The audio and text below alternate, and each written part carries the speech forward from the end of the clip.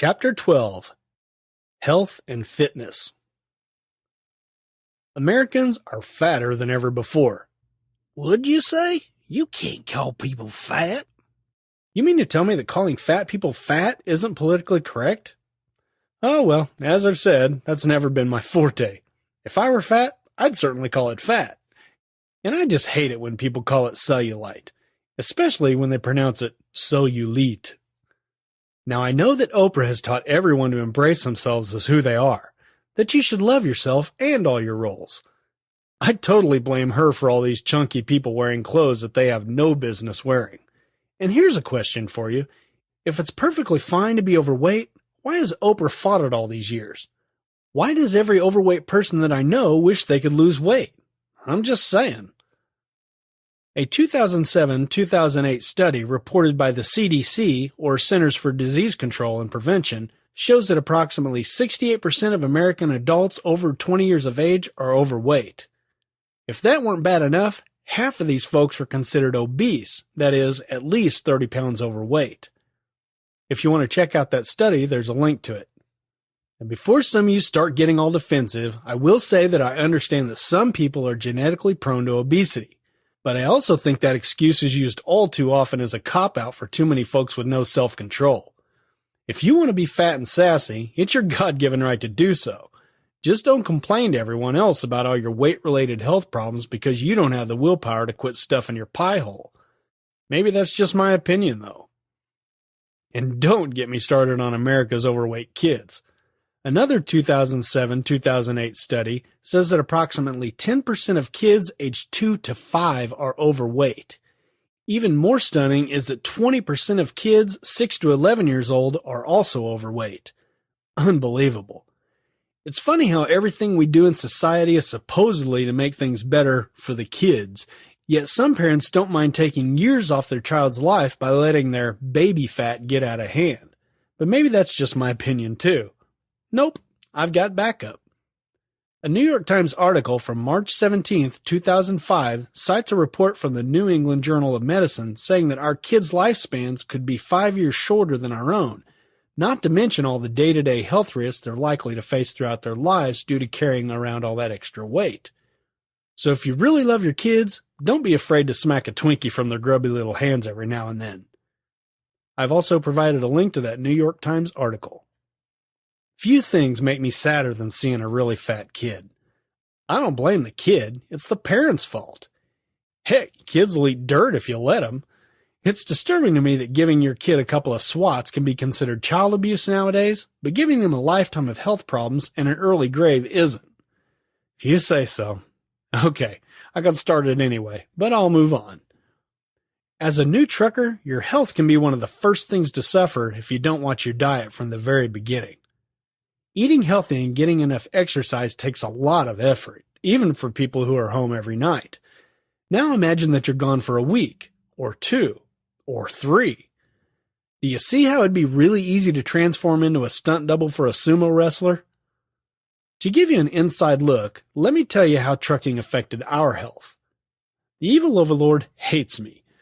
The fact that I can eat like a sow and still not gain much weight drives her nuts. I'm positive I'm not alone here. I guess most of us men are just blessed with higher metabolisms than our unfortunate counterparts. Ha! Take that. Now pass the mashed potatoes and gravy, woman. Whoa, was that a spoon that just went sailing past my ear? I'm approximately 5'10", and when I started driving, I weighed in at 165 pounds, which was right on target according to the national guidelines. Now keep in mind that I had 2 jobs and was going to school at the time. I had also been fairly active. Heck, just staying that busy can be considered active, even without exercising. It took a while, but I eventually topped out at 195 pounds. Now remember, I have a high metabolism, but I still put on 30 pounds. Granted, it took nearly 7 years to do it. The evil overlord, however, was not so blessed. She was a 5'5", svelte, 120-pound healthy woman when she first stepped foot into a truck. The transformation started out slow. When I got the impossible to answer, "Do I look fat?" question, I would jokingly say that she wasn't as thin as she used to be. As all men know, there is no correct answer to that cursed question. But that was the best I could do without being called a bold-faced liar. Over time, she quit asking me that question entirely. She knew the answer and thankfully didn't want to put me between a rock and a fat chick. To make a long story shorter, she eventually topped out at 192 pounds and was completely miserable, which made me miserable also. As the saying goes, when mama ain't happy, no one's happy. Now wait just a cotton-picking minute here. Did you just give your wife's weight to the entire world?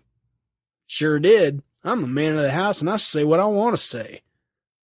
Truthfully, the only reason I don't have a meat cleaver in the back of my neck right now is because I ask her in advance. Yeah, shut up, guys. I do wear the pants in my family. It's just that she tells me which pair to wear every morning. She was also starting to have some medical issues due to her weight gain. And she could have given up and remained that way, but to her credit, she cracked the whip and lost most of it over her last year while still in the truck. Now that she's gotten out of the truck, she's inching ever closer to her former weight. At the same time, I dropped to a right on target 170 pounds, and all that weight loss came without a bit of exercise. It was all accomplished by changing our eating habits, or, more precisely, by her changing our eating patterns. That proves the point that you don't have to gain weight in the first place. Some team drivers like to spend lots of time together in the front seats, chatting away while driving. That never worked for us. If one was sleeping, the other was awake, even if we were sitting and waiting on a load. That way, one of us was always rested in case a load became available. As impossible as it seems, we really didn't spend much time together, even though we were within 5 feet of each other 24 hours a day. When I woke up, I always liked to grab a quick bite to eat and hit the road ASAP. This worked out well because after her driving shift, she was always ready to hit the sack. We saw each other only long enough to swap drivers and say goodnight. On the other hand, as I may have mentioned, the evil overlord is not a very pleasant person in the morning. As soon as she wakes up, she wants a shower and food. Now. Once she gets some food in her, she's almost human again. Almost. Until then, though, keep out of swinging range. I usually needed time to unwind after driving for 11 hours, so again, this worked out perfectly. This was the only time of day that we spent together. This little bit of togetherness was probably our downfall in the health department. Because we wanted to talk and get out of the truck, we frequently found ourselves sitting over a buffet at a truck stop restaurant. Solo drivers do it so they can talk to other drivers. Everyone knows when you eat at a buffet, you eat too much. Even if the food tastes like grilled cardboard, your subconscious tells you that you've got to get your money's worth. Not to mention that when you're eating and talking, you're generally not paying attention to how many pieces of butter-soaked cornbread you just inhaled. Bad plan. Now, I'm not trying to say this problem is exclusive to truckers. It affects everyone, but at least non-truckers have the option of cooking healthier fare for themselves at home.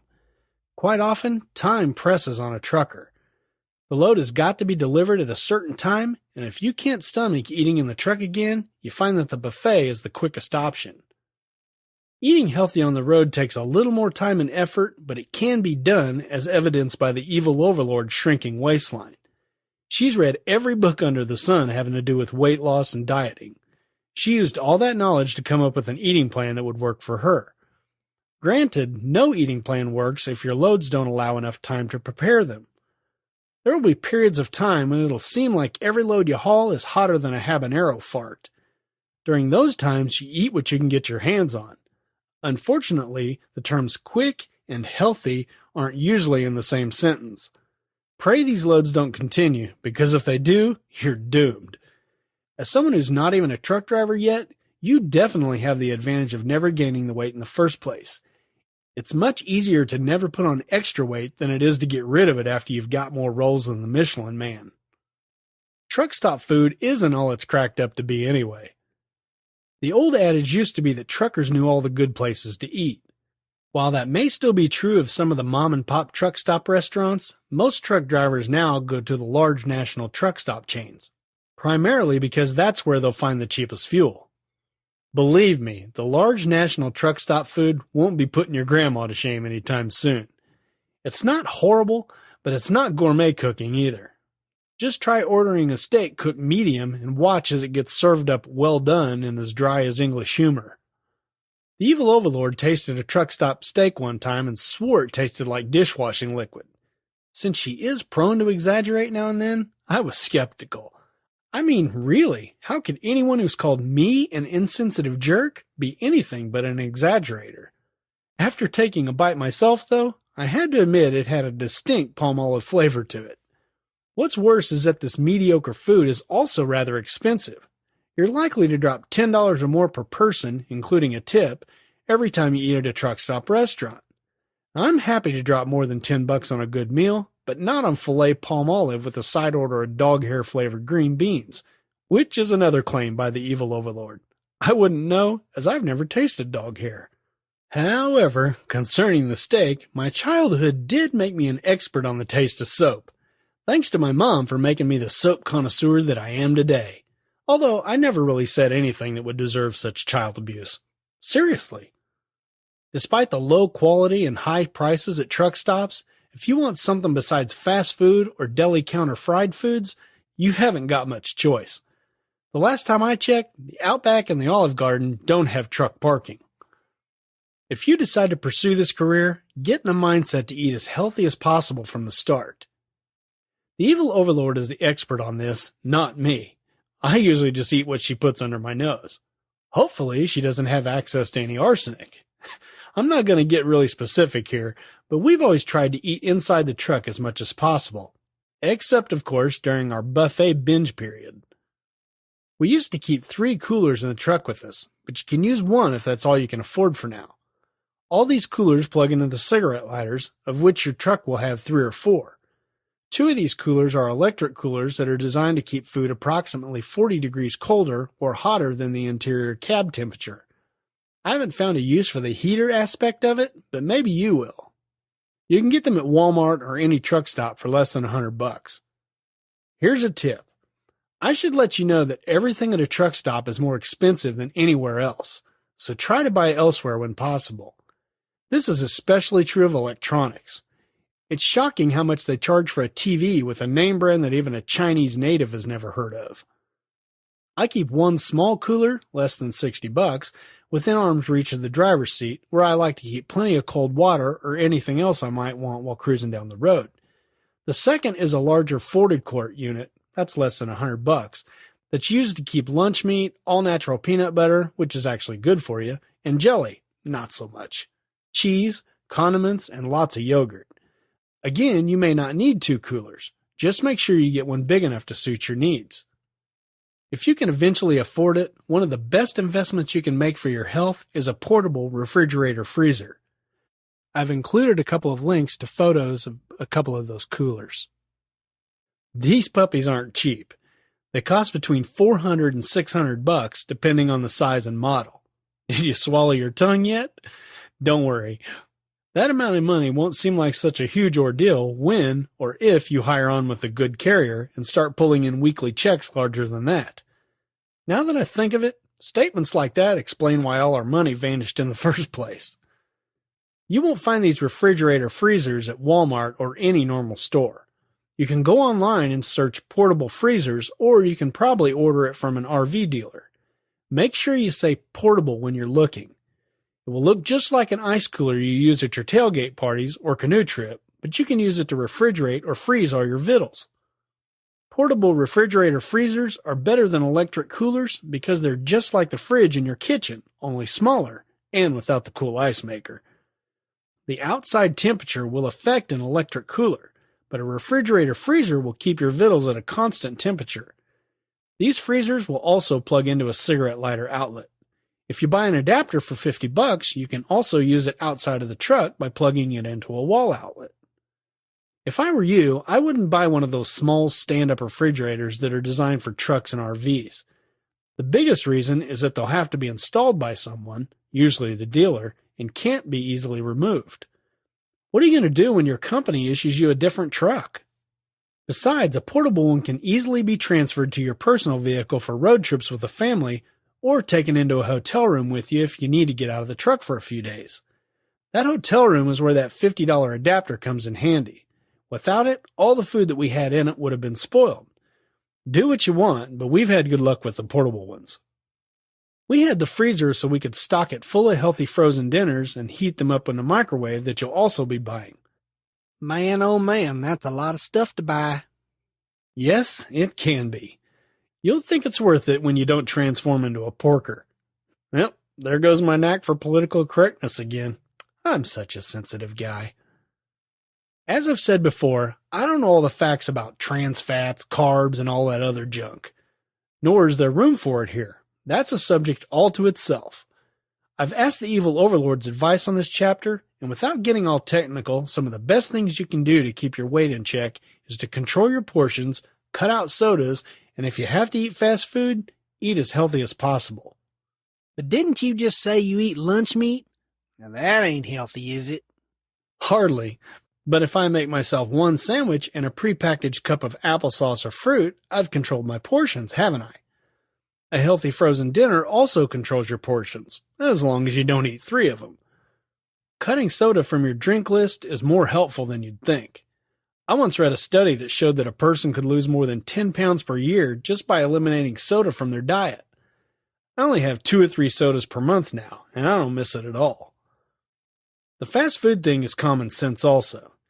It comes down to choices and willpower. A grilled chicken sandwich is a heck of a lot better for you than a double Whopper with cheese. Still, a man's got to have a double Whopper now and then. Don't forget the cheese and fries. No, make that onion rings. That's another hint from the evil overlord. If you don't give in to a craving now and then, you'll end up on a burger and fry binge for days on end. We speak from experience on that. An interesting thing that we've both discovered about eating healthier is that the healthier you eat, the worse you feel when you eat junk food. You may miss junk food for a while, but it'll pass and your body will thank you later. Don't you want to live long enough to nag your spouse into the grave? Don't make it easy on them by checking out early. Oh, I haven't given up on junk food entirely. I eat maybe 2 or 3 cheeseburger and fry combos each month now. With every bite, I know I'll feel like dog poop afterwards. Still, I chew with glee. Sometimes I'm not very bright. It just tastes so dang good. Then there are the food problems caused by driving for long periods of time. Stoners aren't the only ones with the munchies. Driving and munching goes hand in hand. Munchie cravings will happen now and then, so make sure you're prepared for it. I like to keep a can of almonds, that's the healthiest nut, or raisins within easy reach so I can nip the munchies in the bud before I start scarfing on chips or candy. In fact, I don't keep junk food in the truck for that very reason. Munchies tend to come upon you suddenly, and if you've got a bag of nacho cheese Doritos and a can of almonds sitting there, which are you most likely to grab? Yeah, me too. That's why I don't keep any junk food in the truck. If you have to pull in somewhere just to get junk food, you'll be less likely to succumb to the temptation. Having said that, I won't try to convince you that I never eat junk food or sweets. Everyone has a sugar attack now and then, and like the evil overlord says, you better give in to it before you eat a whole pack of Oreos. If I get a Skittles craving, I just buy a small bag to satisfy the urge. The attitude of, I'll go ahead and get the family pack so I won't have to pull in next time is just asking for trouble. Why tempt yourself? Do yourself a favor and keep the junk food out of the truck and the nuts, raisins, and healthy snacks within easy reach. You don't want a third chin, do you? So give healthy eating a try and see if your body doesn't respond in a good way. You'll never know until you try it. The worst that can happen is that you hate it and you go back to your old eating habits. But if all goes well, you'll lose weight, look better, feel better, have fewer health problems, and finally be able to see that your disgusting toenails are starting to look like hawk talons. Land sakes, cut those puppies. Those long driving periods cause even more problems. The boredom caused by driving for long periods of time can cause you to start or compound on some really bad habits. Many truckers smoke tobacco to pass the time. I don't have to tell you how unhealthy 11 hours of smoking in an enclosed vehicle each day can be, so I won't. Seriously, I won't this time. You smokers are already bombarded with anti-smoking messages every day. A rant was itching to start, but I beat it out of myself. You're welcome. Aside from self-inflicted physical problems, truckers are notorious for having other problems from sitting for extended periods of time. Problems range from lower back pain to knee pain to blood clots to the dreaded hemorrhoids. To combat this, truckers would be wise to get out of the truck and stretch every few hours or so. You don't have to go through an entire yoga session. Just stop every so often and walk around the truck a couple of times. Trust me, no one really wants to see a trucker in a downward dog position anyway. Escaping from the driver's seat can also easily be done by pulling into a rest area and walking inside to use the restroom or grabbing something cold to drink. For more information on staying healthy in a truck, go to thehealthytrucker.net for an entire website dedicated to a driver's health. Naturally, I've provided a link to that. For us, exercising while on the road never happened. Over-the-road drivers generally have odd schedules. That's just the way it works. It's hard enough to block off time to exercise if you're on a steady schedule and you're home every night. Most truckers have anything but steady, predictable schedules. As I said earlier, we stayed on a schedule whenever possible, but as a team operation, we still found it next to impossible to find enough time to exercise. Teams rarely quit moving. We tried to fit in some walking now and then, but time restraints usually kept us from maintaining it. If it wasn't the time, it was the money. If you block 30 minutes per day to walk, that's 30 minutes of driving pay that you're not getting, and that can really add up over the course of time. Sounds like a bunch of excuses to me. Maybe somewhat, but we were out there to make money, and that's what we chose to do. As I've said, it's all about personal choices and taking responsibility for your own actions. That's why I didn't whine about our weight gain earlier. We chose not to exercise, and we chose to eat at the buffet every day. Sure, we didn't like gaining weight, but we didn't blame the buffet either. It didn't exactly come out to our truck and cram itself down our throats, now did it? As a solo driver, you've got a lot more opportunities to exercise, but it still isn't easy. You've still got a weird schedule, but by law you're required to shut down for 10 hours after 11 hours of driving. Because of this, time ceases to be the issue. Willpower becomes the issue. The problem with exercise, even light walking, is that you're likely to sweat. Man, this guy's brilliant. Yeah, I know. That's the idea. Sweating is supposed to be good. If you sweat at home, you can always hop in the shower. The problem with sweating while on the road is that you don't always get to a shower at the end of your day's work. Sometimes you've got just enough time on your load to squeeze in a shower in the middle of your driving shift, and there's no time to exercise beforehand. Once you delivered your load, you may actually have time to exercise, but then there's no shower nearby to wash off before you crawl into your crisp, clean sheets. It's a vicious cycle. Once again, am I making excuses? Could be. I just find it incredibly hard to sleep if my sheets smell like BO. It only takes crawling into bed once while you're sweating for the odor to linger. Some truckers don't mind sleeping in a bed that smells like a landfill, so exercising may not be much of a stretch for them. Not I. Now that I'm driving solo, I still don't have a desire to walk around a truck stop breathing diesel fumes. I recently got some support for that theory, or excuse, depending on how you look at it. An article in Men's Health magazine showed that exercising near mass amounts of vehicle exhaust is worse than not exercising at all, mainly because you suck in a lot more air when you exercise. So instead of exercising, I sit here in the air conditioning telling you it would be wise to exercise. Hey, I'm a poet and didn't know it. Isn't it hypocritical to tell you to exercise while I'm sitting on my back 40? Probably. I can live with that, but I won't call you in 10 years after my triple bypass surgery and whine about it either. I told you I'd tell you the truth. Is that honest enough for you? I will say that the evil overlord has started walking since she got off the road, and I enjoy taking an occasional jaunt with her and our hyperactive nephews when I'm home. Heck, it wears me out just watching those spasmodic little dudes whirling around like the Tasmanian devil. She's also informed me that I will start walking with her when I eventually quit trucking. Notice the wording there? It seems that I won't have much of a choice in the matter. So much for my earlier lecture on personal choices.